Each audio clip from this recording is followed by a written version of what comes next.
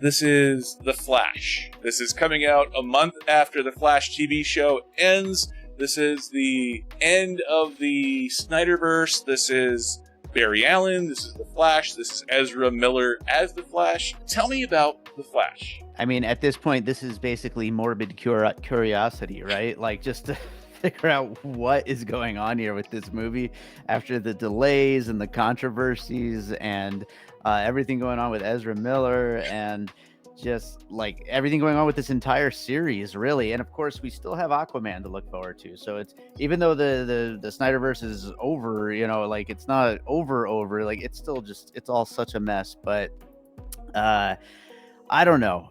The Flash character was definitely one of the best parts of the Snyderverse, and by all accounts, like all of the industry rumblings is that this movie was worth it to hold on to, you know, after all the delays and all the controversies. Like, it had to come out to theaters. It's that good. It's going to make so much money, and it's going to be worth the wait. And so if nothing else, it's going to be interesting to see how it all comes together. And of course, we get Michael Keaton Batman back, which, I mean, who doesn't love that?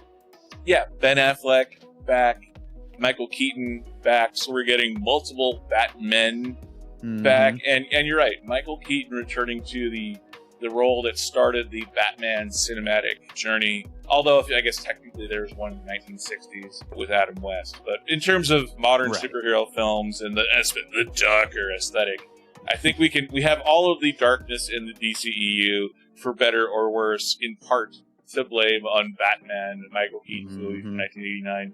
One of my favorite superhero movies from growing up. Yeah, this is an odd one. This is a film, The Flash, that was announced the same month or the month before that the Flash TV show hit the air. And the Flash TV show is ending this month after 9 full seasons, including through the pandemic. So the fact that it has taken this long to get the Flash movie, which was announced with Ezra Miller, they didn't do any recasting, they didn't do any of that. The fact that it's taken 9 years to get a Flash movie in theaters, I think just says how much trouble that this production has had from the beginning. Zach Snyder out at the DCEU, James Gunn in, Peter Safarin in. They're using the Flashpoint storyline to reboot, which is an interesting choice. For anyone who watched the Flash TV show, this is what they did in season 2 of the Flash TV show, sort of at the very beginning, in a limited 2 or 3 episode format. I think it works better as a storytelling device for a feature film, and this is the setup for what we're getting in the Flash film. That's not a spoiler. It's in trailers, it's in the commercials, and the commercials for the Flash are everywhere right now. The cast in this, Kiersey Clemons is Iris West. This looks like a lot of fun. This is also on my list. I have The Flash as my number 2 movie for the month of June. That is a little bit of a cheat because they did a screening of The Flash at CinemaCon. So I've already seen the vast majority of the film.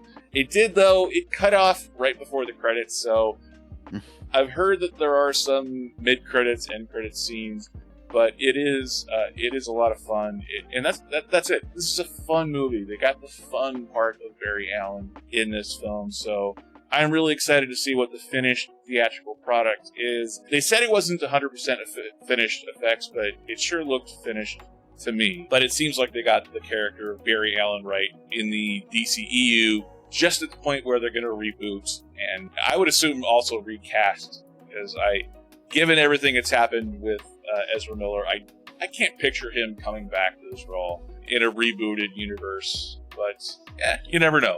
If this movie makes a ton of money, we could very well see Ezra Miller and everything that goes along with Ezra Miller in future films as well.